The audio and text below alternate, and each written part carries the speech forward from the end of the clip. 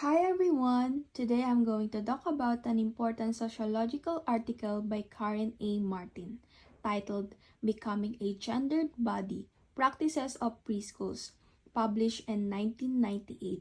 In this paper, Martin examines how preschool children are socialized into gender roles through everyday practices in school settings. Section 1.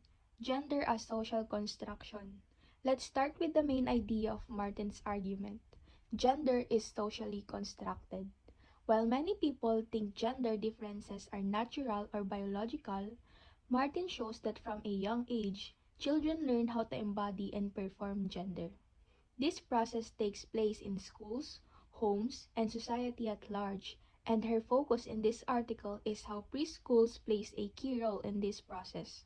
Martin emphasizes that gender isn't just about how we think or feel, it's also something we show through our bodies.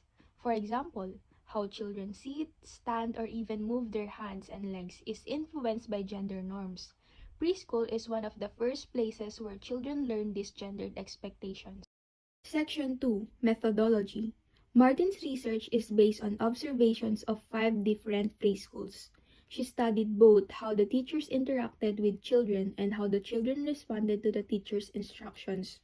By looking at these daily routines, Martin noticed patterns in how boys and girls were being taught to behave differently.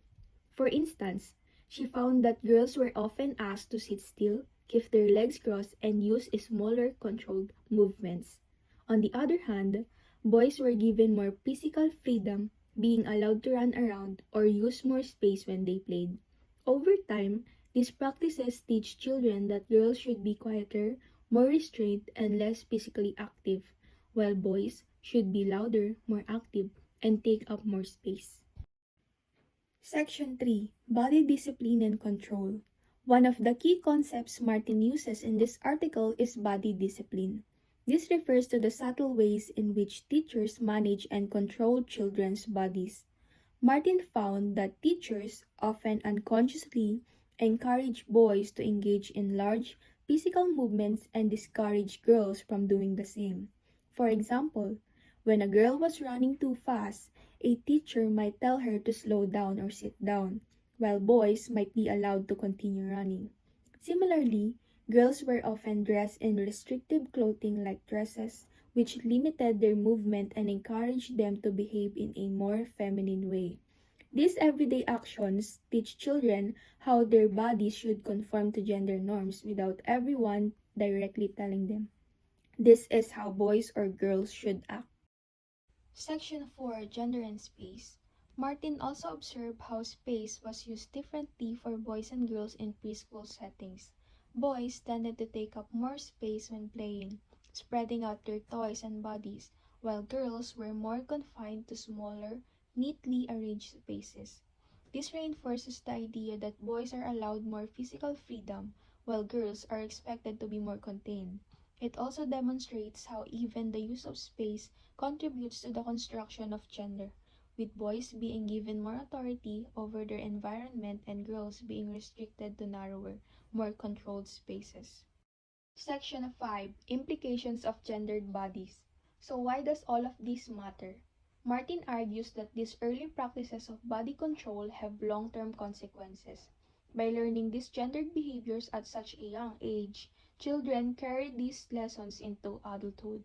Girls grow up learning to be more passive, taking up less space both physically and socially, while boys grow up encouraged to be more dominant and assertive. This is an important insight into how gender inequality is maintained in society. This is not just about stereotypes or overt discrimination. It's about the everyday ways that we learn to be men or women through our bodies and behaviors. To wrap it up, Karen A. Martin's article highlights how gender is something we learn to perform, starting at a young age, as early as preschool, throughout the ways children are disciplined, controlled, and taught to use their bodies. They are socialized into gendered roles that persist throughout their lives. This study helps us understand how deep-rooted gendered norms are and how they are reinforced in subtle everyday ways. By paying attention to these practices, we can start to see how society continues to shape the way boys and girls behave, both in preschool and beyond.